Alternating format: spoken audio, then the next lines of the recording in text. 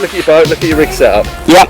So as you can probably tell, just with regards to sort of mast setup, by the way, I've got tape around all my shroud pins. I don't change it much, so I just have one setting now. As much as anything, I know the lighter guys might want to move the forestay a little bit in the breeze, but I choose not to anymore. So I've got a standard setup, mast heel measurement, sort of 3070, and then I use a mast rake measurement from the mast head down to the transom of 5.94, and that's kind of in the tuning guide, and that's where I leave it in all conditions basically, so keep it nice and simple. Then I've got I've got a D plus with a P2 sail, which is pretty much our standard north combination. Chock wise, just keep the chock in the rig once you're powered up. Anything under that, if you're sort of sat on the side or sat on the traveller, I'll take the chock out just to try and create some mast bend, to suck some of the shape out, to make it sort of less draggy, if you like, in the light stuff when you need something a little bit flatter. But apart from that, it's pretty much a standard setup really. It's a standard Winterbark 2 with current standard fit out from what we're now 5705. Okay, so these conditions today, we're looking at let's say it's 10 to 12 knots. Yep. And how about obviously your travel position, your foot position. Yep. So 10 to 12 knots is kind of on the switch over wind speed for the sea conditions. So in the lighter stuff, I'll be sailing with using the main sheet to control how much leech tension we have rather than the kicker, and then obviously using the traveller to position the end of the boom over the quarter. So one thing people ask me, where do you have your traveller? I don't really know where my traveller sits. I always end up where the boom position ends, because the boom position ends obviously has got to rely on how much main sheet you've got on, as well as your traveller position. So in the lighter stuff, when you're looking for power, that's how I'll be sailing. So I'll be using the main sheet to control the leech, make sure that the leech telltale is flying at all times, and if it is flying, then I'll start sneaking the main sheet on until it just starts to stall, and that's kind of your max power point.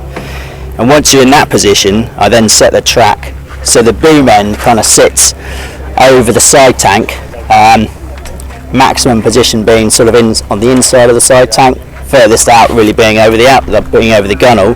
And that depends a little bit, if you're coming off a start line, you probably want to be pointing a bit higher, or vice versa. If you're slightly overlaid, you want to go a little bit faster, you drop the track down a little bit. But if the wind drops, you need to use the main sheet, then I'll probably adjust the traveller to suit to keep the boom end in the same sort of position. So 10 to 12 knots is kind of that crossover where you're fully powered up, and whilst you are fully powered up, you're looking to use main sheet rather than kicker, so you don't bend the mast. Obviously, the more kicker you pull on, the more it's going to bend the mast and flatten the sail.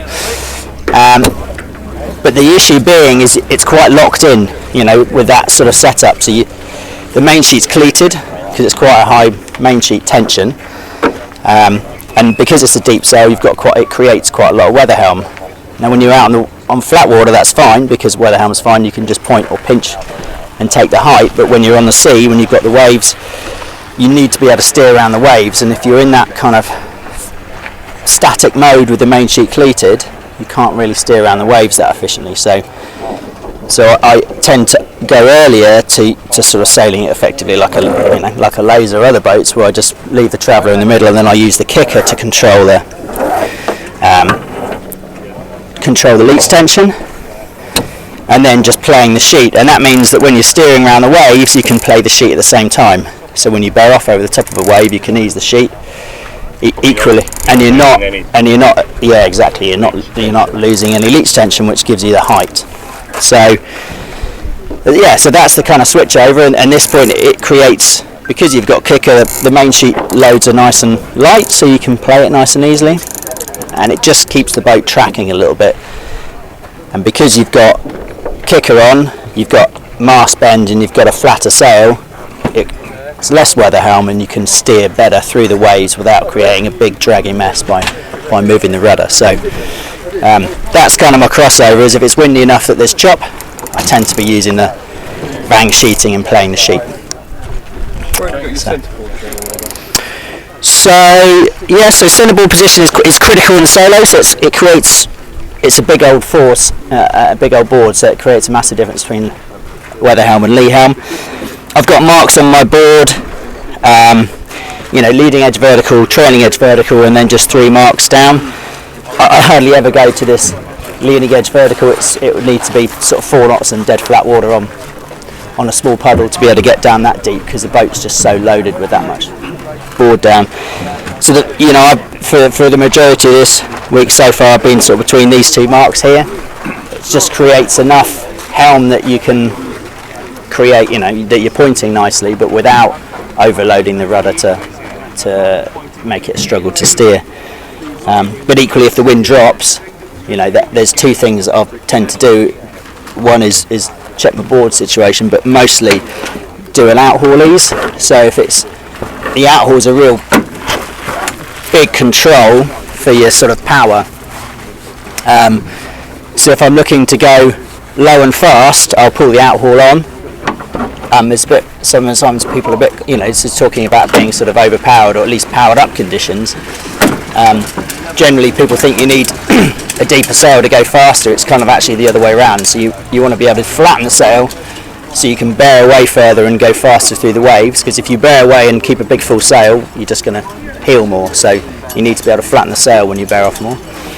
But so if you get a flat spot or a little lighter bit, the first thing I do is ease the outhaul to create some shape in the foot, which sort of hooks the bottom batten. It gives you the pointing ability again, and off you go. And then when it gets breezy and I'm overpowered, I'll pull it back on again. Have you got a like a starting mode that you have? Like obviously off the start line you're looking for height, but you're also looking for power. So. Yeah, so I'll generally always have the outhaul ease a little bit. So generally on a bit of a higher mode of sailing off the start line, because you don't want to drift down into the boat to leeward of you. So I'll tend to leave the board position as it is, because the boat will just stop in this waves with the board position too deep. But I would definitely have the outhaul eased, so it's hooking that bottom batten that gives you the height. And once you've kind of got a bit of separation, then you can maybe pull it out a little bit, flatten the bottom, and go a little bit in a sort of a faster mode. Kicker, I don't really adjust for that mode. It's just whatever makes the leech look nice, or whatever is making the telltales fly. So it's really kind of outhaul is the main change I make off a start line. And obviously, if it's breezy and you're into using Cunningham, then I wouldn't have any Cunningham off the start line if I'm low on somebody.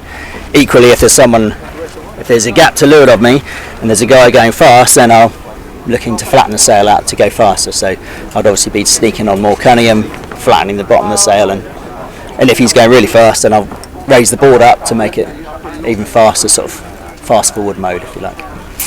How about down the run? I know that sometimes the perception was that you pull the sail. Sometimes you on a run, you pull the sail right out to provide a maximum correct sail. Or I actually prefer having a bit of shape. I mean, actually, once I've got my outhaul set up wind, I don't really touch it at the top mark. I just let the inhaul off. So that kind of is usually enough to make it kind of like the shape a little bit without bringing the clue in from the end of the boom. One of the key things downwind is making sure you got the boom right out. Obviously, it's because of the shrouds, you can't get the boom out 90 degrees, so you need to be able to trim the mainsail whilst having it, effectively 2 to 1. That's a really critical thing in the waves, is when you pump, actually the boom's moving and you get a useful driving force out of it. But you need to be able to get the boom out far enough that you're creating the maximum projection to the breeze, so you can go downwind, and certainly by the lee as well. And I think quite a lot of people generally sail with too much kicker downwind. So if you have too much kicker on, by the time you wound that on, actually if you've got the breeze coming from dead behind you, there's not much projection at the top of the sail because it's kind of hooked. Whereas actually you want to be able to get that top batten pretty much perpendicular to your boat, and pretty much directly facing where the breeze is coming from.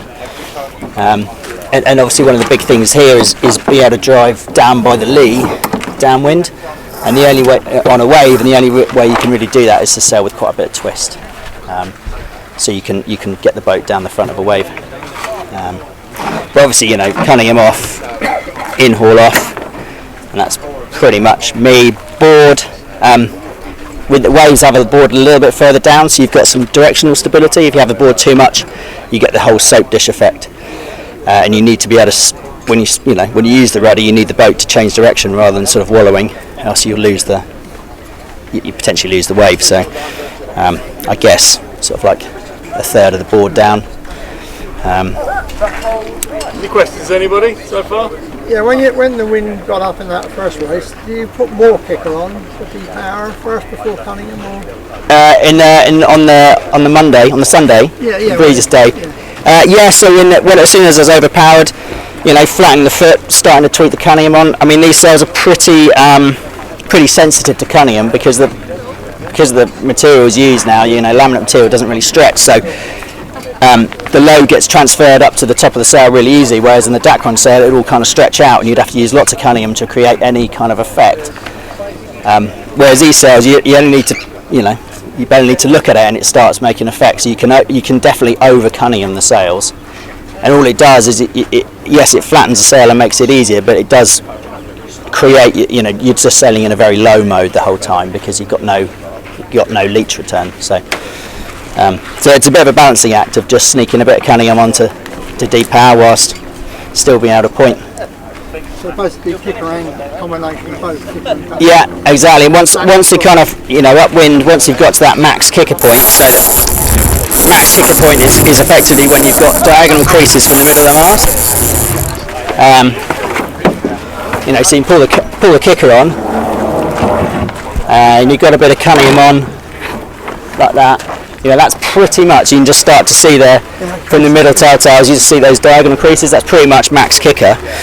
What happens is if you do that any more, you effectively just lose any kind of pointing ability and it becomes too fine off the entry of the sail, so you can't really steer to it, particularly in the chop. So once you got to that max point, when it's overpowered, I pretty much leave the kicker as it is, and you're just using the outhaul and the Cunningham to play for breeze, really. That help? Everybody happy? Very good. You're going to go quicker today? Downwind, are you moving the Traveller or are you? No, as soon as I got to the point where it's windy enough, I don't even touch the Traveller. I think the Traveller is a little bit of a myth. This secret myth. Lots of myths. Just, I think people overthink about that a little bit. The only time really to use that is upwind and the light stuff, just to get the boom in the outboard. Where do you put it in the light stuff then? Out? Yes, yeah. How far? I say I'd actually have no idea how to say it. I could only ever look at that position, I guess. It's a small amount, though. Yeah, for now, for example, something like that. Oh, it's all right. By the time you got a bit of load on it, something. Yeah. Okay. Maybe in that order. Just so your boom's over the side deck, really. Yeah. And the reason you pull the Traveller into the middle when you kicker is effectively the kicker acts as a Traveller anyway, so it naturally pulls the boom out. So you want to be able to pull that in so that when you are max main sheet, you're boom in. So if you get a flat spot, you can go into a bit of a high mode if you want to.